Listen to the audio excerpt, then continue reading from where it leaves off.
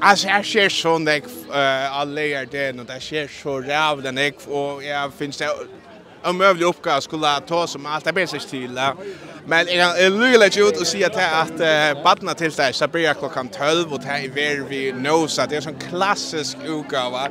Så nek för sanger som är själva tids för GV, vilket blir ofra liksom och Hetta så ett gammalt som ett skilja till. Jag känner det. Men så ombar så var det skapt oss här utgående och typ är mind-blowing för mig. Det är rädda först.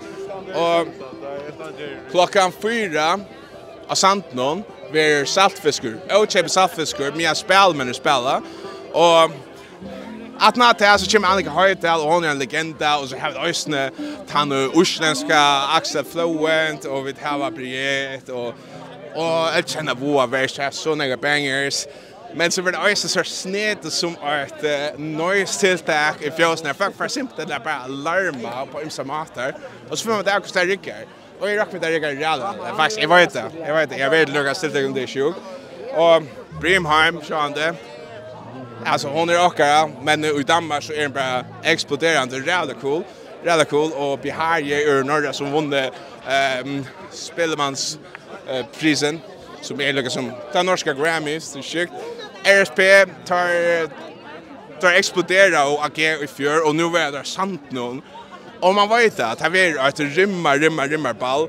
Hannik Barnat har vunnit några virus och den 4 är det sväkas backen i norra. Så som jag vet inte.